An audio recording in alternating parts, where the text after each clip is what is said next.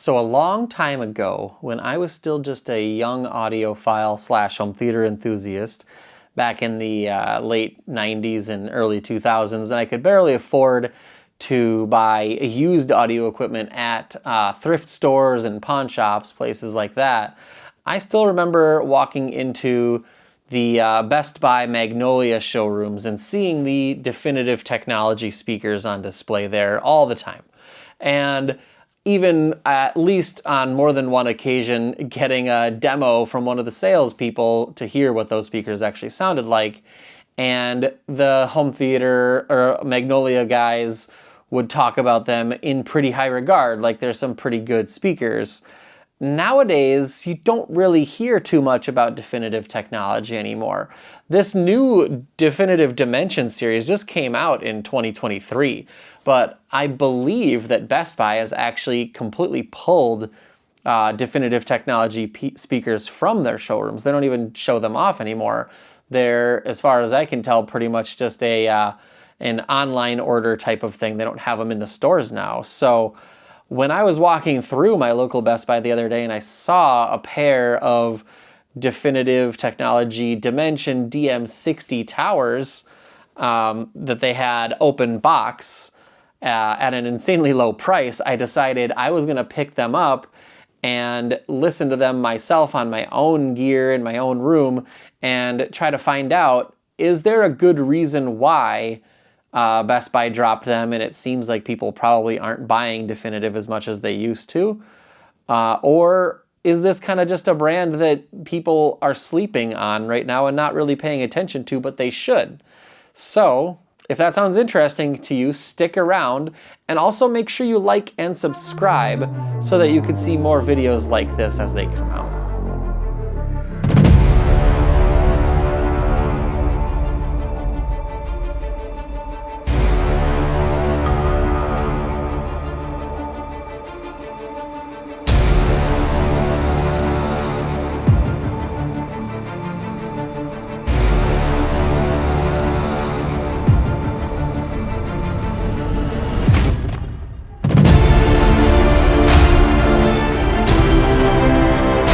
The Definitive Technology, or DefTech speaker that I have here today is the DM60, which is the third from the top of the line. They have at the very top of their range a speaker called the DM80 that has a 12-inch built-in powered subwoofer and two 12-inch passive radiators. Below that, they have the DM70 that just downgrades that to a 10-inch powered subwoofer with two 10-inch passive radiators.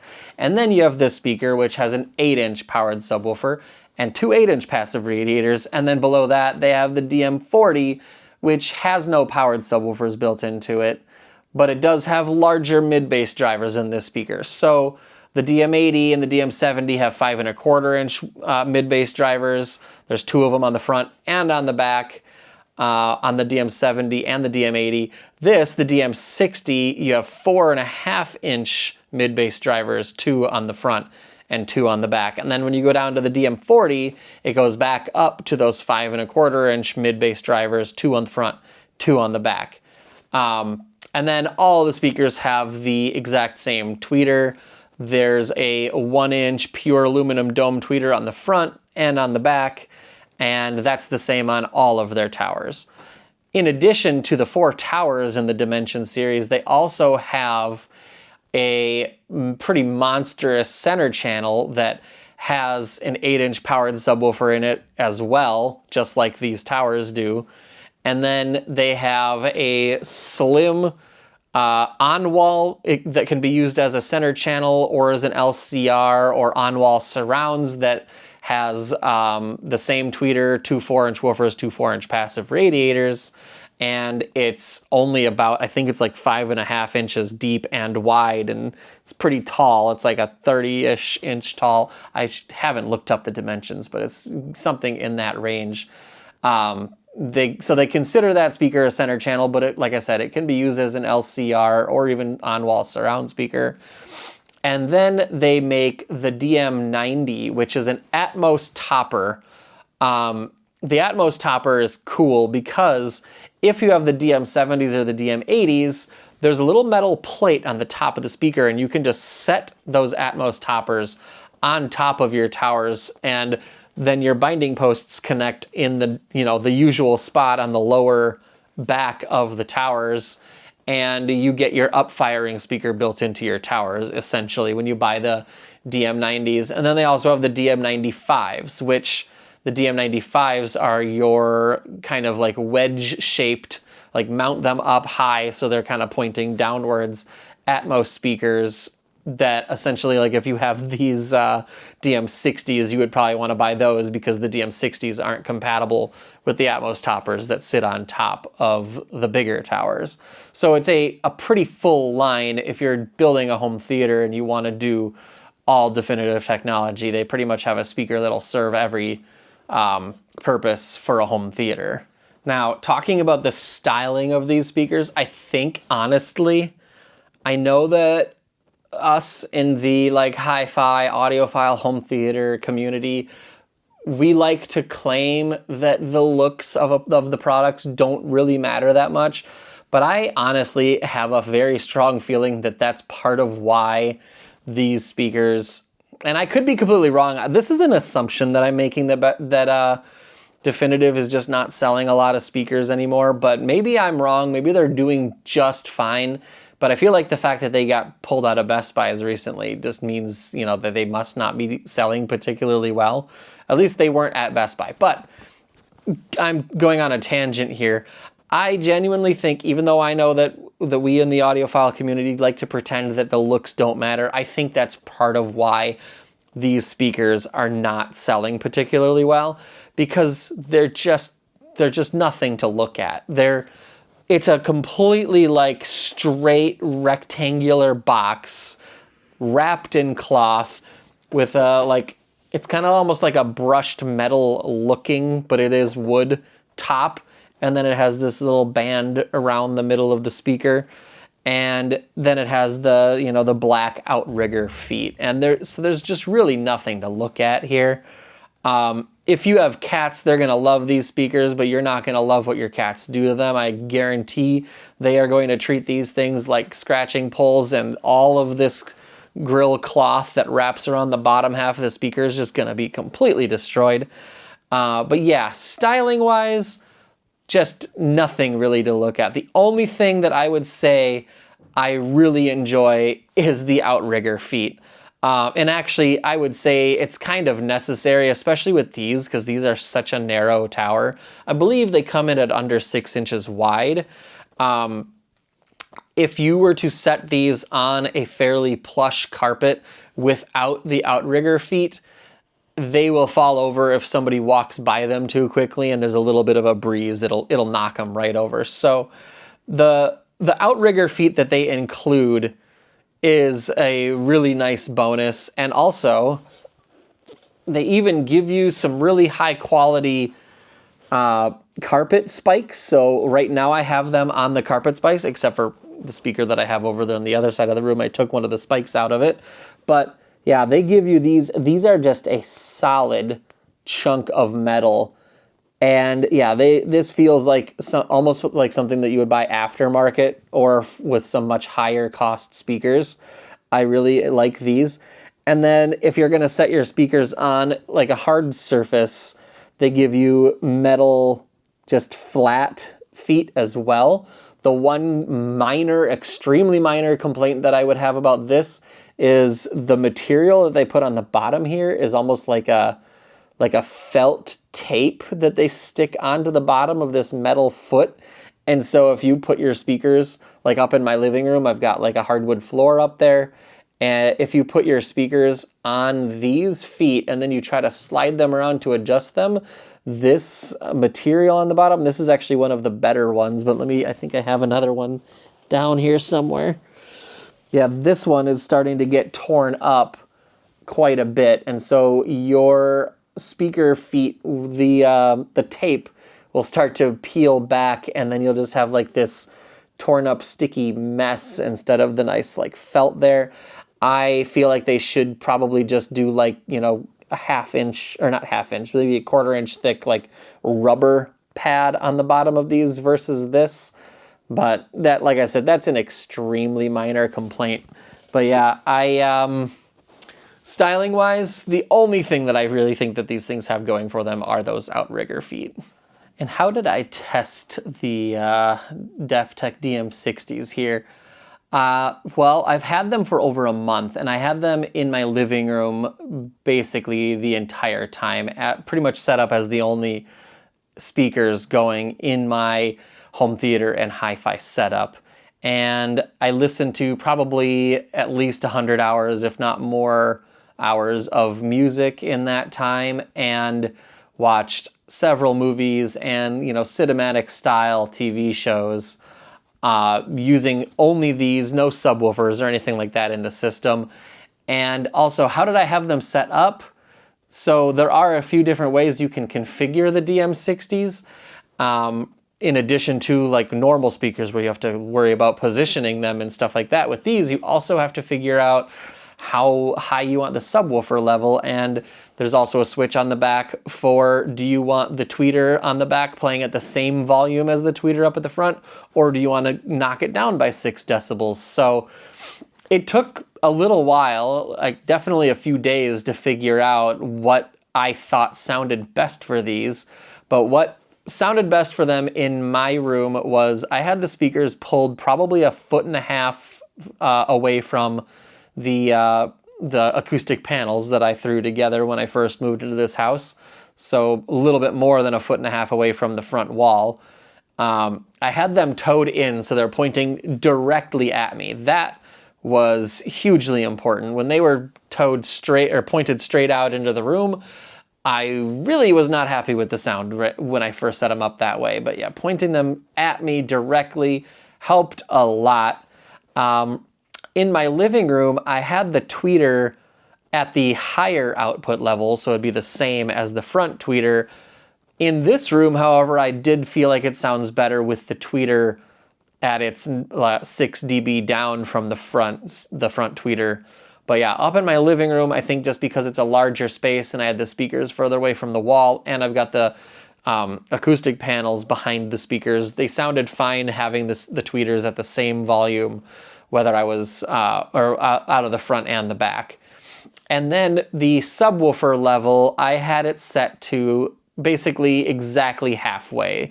Like the knob has 30 points that you can feel where it clicks into place, and I counted 15 and it was exactly like halfway up.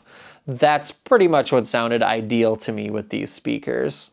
And after tuning the speakers and positioning them and trying to figure out exactly how to make these things sound their best, I still had one major issue that the only thing that I could really do to fix it looks really stupid, but it completely fixed like my main complaint for as far as the sound of these speakers, and that was I had to turn the right speaker backwards.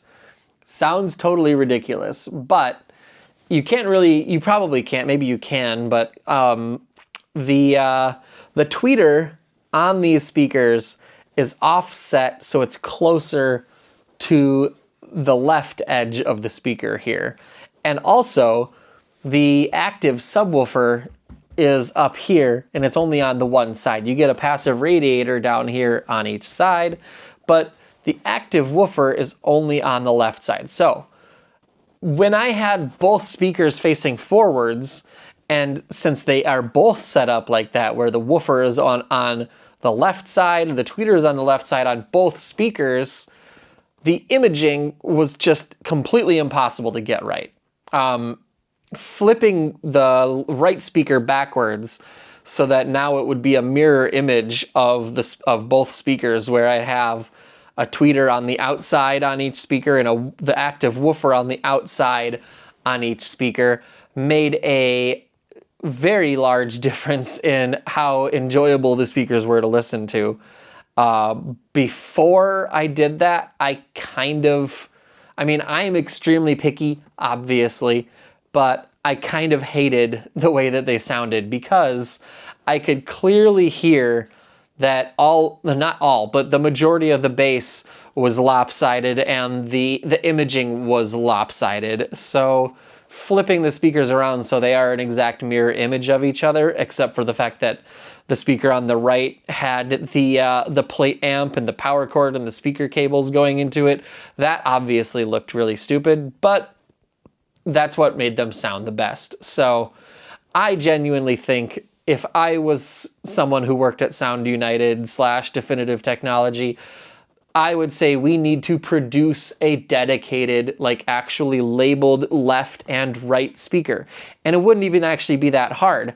Like these two pieces are manufactured as two separate cabinets.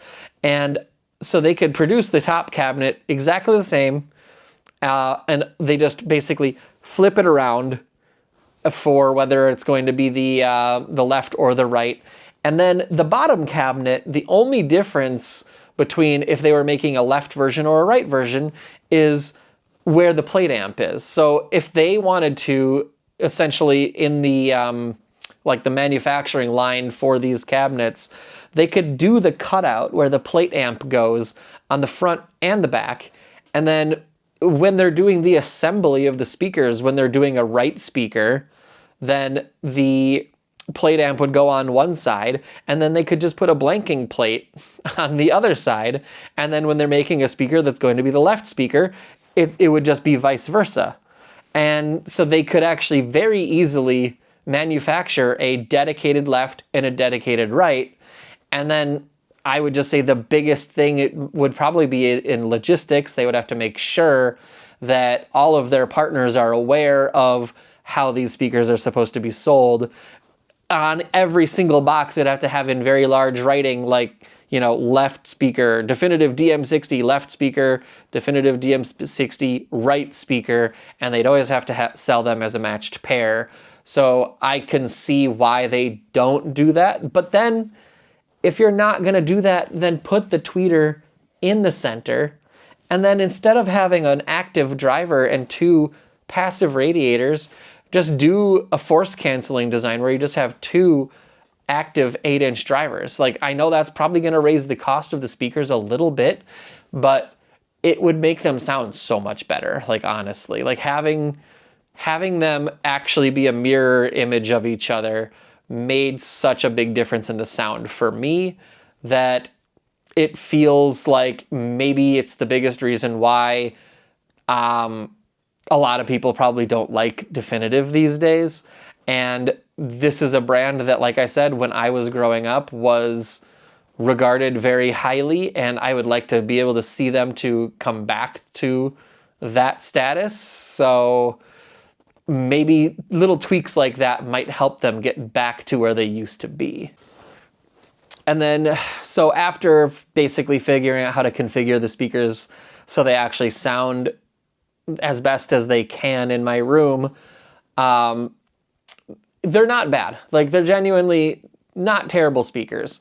I don't think that they have the best frequency response. Right away, when I was listening to certain tracks, I could tell that the frequency response was going to be somewhat bumpy with some peaks and some dips. And I could hear, you know, pretty clearly that there was some dips in like the mid-range, like, you know, around 2,000 or 3,000 hertz.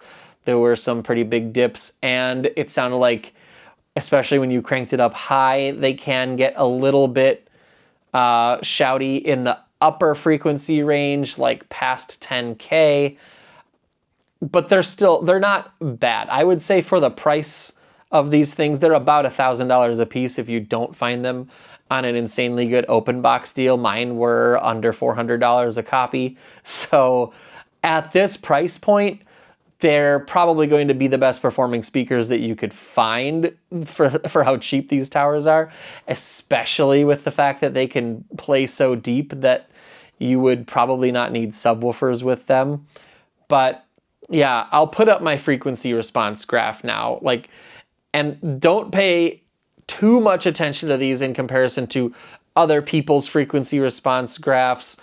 The only way that these frequency response graphs make sense, it's really just me showing you what I was hearing, because the way that I had them set up, this is the frequency response that I was hearing in my room with them positioned and set up the way that they were. And you could tell, like, I do have the bass a little hot, but that is kind of what most people like.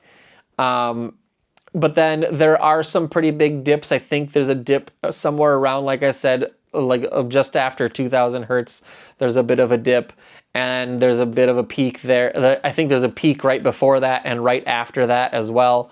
So yeah, the frequency response is not particularly smooth with these speakers, but I do firmly believe that the human ear has an equalizer built into it that can overcome a lot of really weird stuff after you've listened to your speakers for a while. And yeah, after listening to these for a while, I didn't hate them. I can't give them a full-on ringing endorsement. One of my biggest complaints with them were there were certain mid-frequencies that sounded like there was quite a bit of boxy resonance, like in the mid-bass region, and I'm sure it was these mid-bass drivers causing some resonance inside of this, you know, fully squared off cabinet here. So that would be something that, you know, if they do a revision of these, they could probably work on putting some kind of, you know, better bracing or better absorptive materials in there to get rid of that.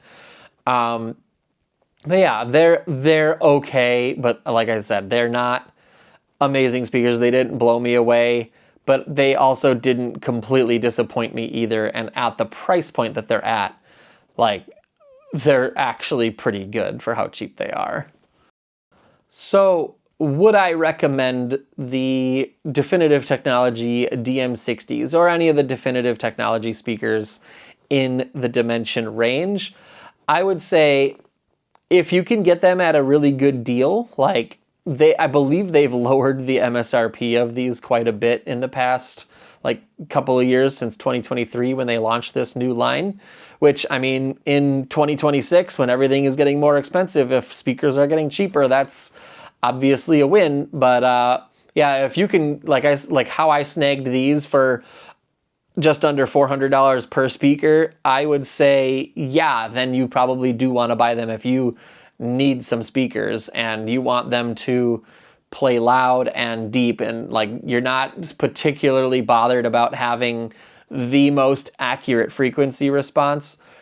One of the strong suits of these speakers, I kind of forgot to mention when I was talking about what they sounded like, the fact that they're a fully bipolar design where you have the same tweeter mid or MTM design in the front and the back means that they have a very large soundstage. The entire front of your room is going to light up with sound, and that's actually one of my favorite things that speakers can do.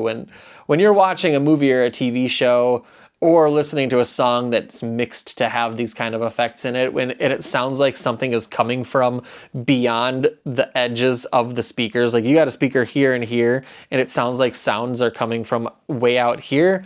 I absolutely love that. That's magic in my brain.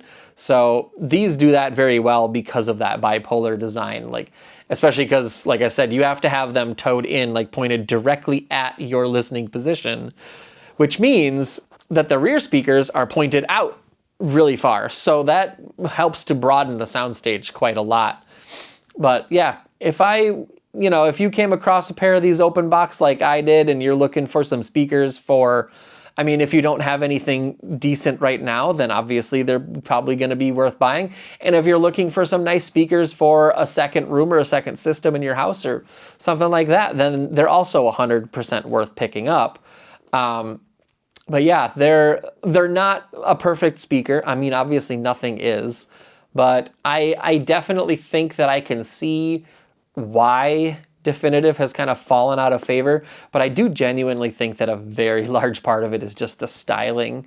I'm going to bring up a picture of the old Definitive Technology, the BP series. Like, these would be equivalent to the old BP 9060s, and I genuinely think that the previous generation looked quite a bit more stylish and quite a bit more high-end with like the aluminum accents and stuff like that, and they went very plain with the Dymension series that replaced the BP series.